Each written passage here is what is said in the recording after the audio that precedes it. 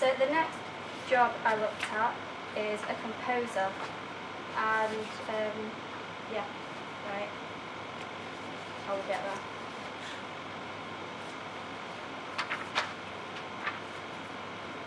So a composer's goal is to create music that enhances the emotional experience of a film, TV, program or game.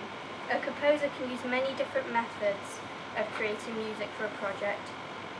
Either the music could come from a music library, or it could be an already existing piece of music, or it could be specifically created for the project.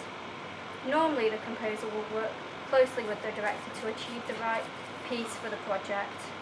When working on a TV show or movie, the composer needs to think about how the music changes the scene and what's happening, or when it's best to not add any music at all.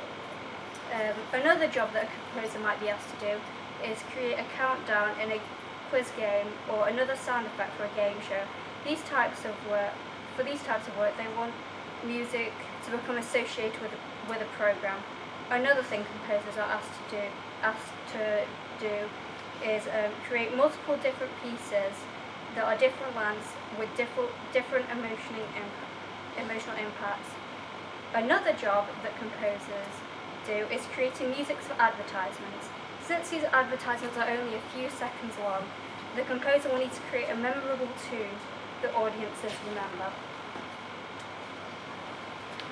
So this is the salary of a composer, and I don't know why it still says director, but ignore that.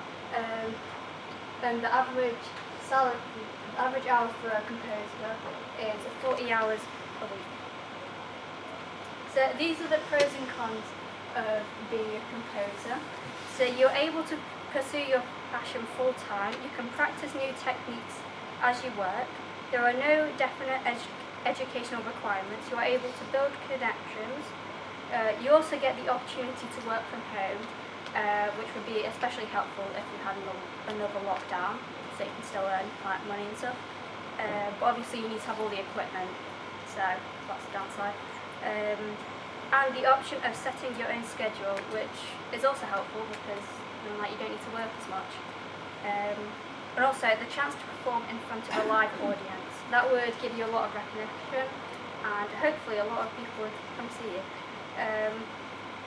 But the cons are that you might have to relocate to an entertainment city, so that would be like, I don't know, Los Angeles or something. And if you're self-employed, then you might have long periods of unemployment, so it might be hard to earn money during that time. There's also extreme competition, so you gotta complete your work by a deadline, otherwise some other composer is going to come take your place. Also, probably the worst con is that hearing damage is possible since you work with music for long periods of time. So these are the skills that you need to have to become a composer. So you need knowledge of different instruments that you might have to play, I don't know, a violin or a piano, or you just have to have a lot of knowledge. You have to be able to produce work within a deadline, so that's quite stressful. You have to be able to pay attention to detail, which would especially become helpful if you're working to make a piece for a movie. So you have to look at the scenes and what the characters may be feeling. Have the ability to work well with others. This is especially true if you have to perform in front of a live audience, because then you're going to have to tell people when to start playing music. You also have to have leadership skills. The same thing as last time. You have to tell people when to perform. Be able to use your initiative. This is important if you decide a scene shouldn't have any music at all. So you can't always have music. There's got to be some points where it's left silent. You have to be original.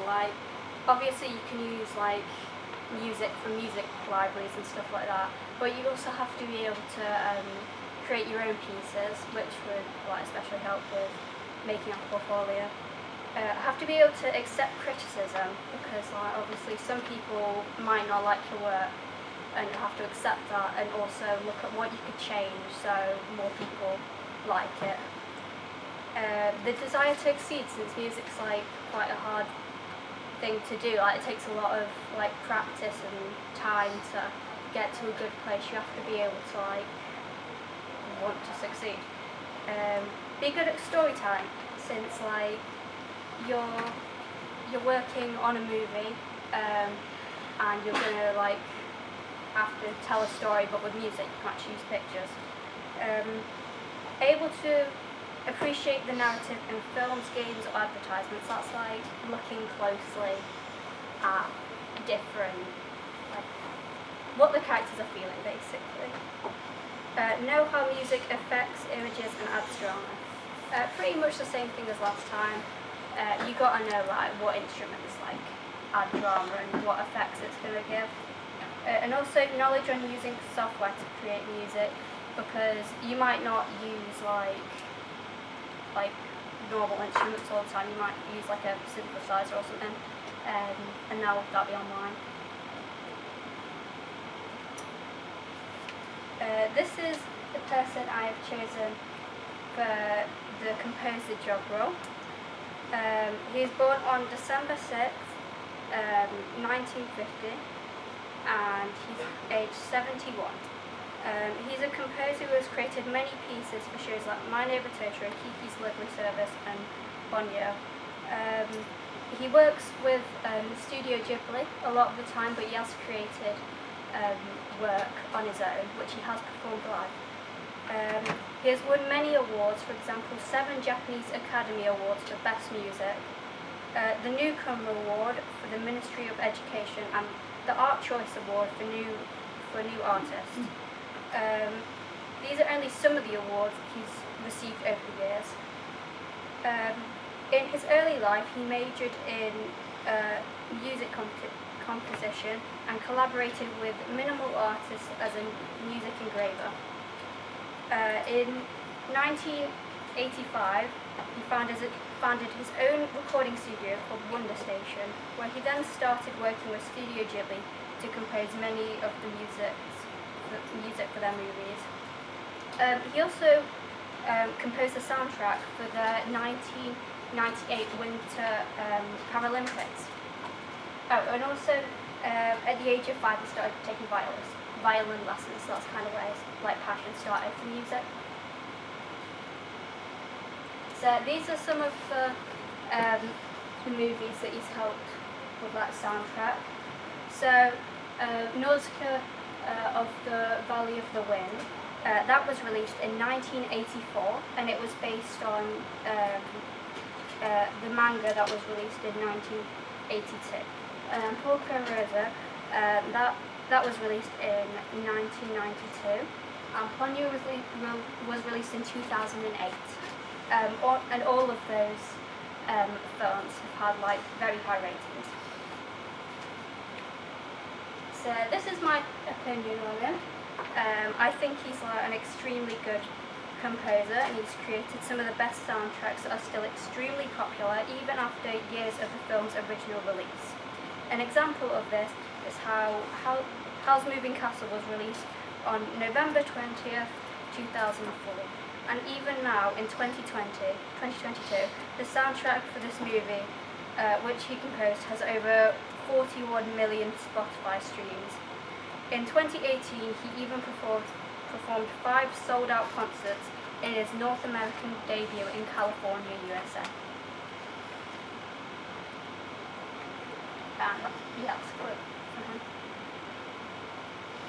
So this is how to apply for a job as a composer. So you can have a degree in music, but it's not essential. You can just get into music on your own. You don't need to pursue education. And you can also start as a runner or a sound trainee in a post-production house, and you'll have to work your way up from there, so it might take a while. You can also build a portfolio consisting of your own original pieces, which you can show to employers which might help you like get a job. And also you can start networking by meeting other people in the industry and making it easier to find jobs for yourself. And also, if you want to look for jobs, you can also look at those websites.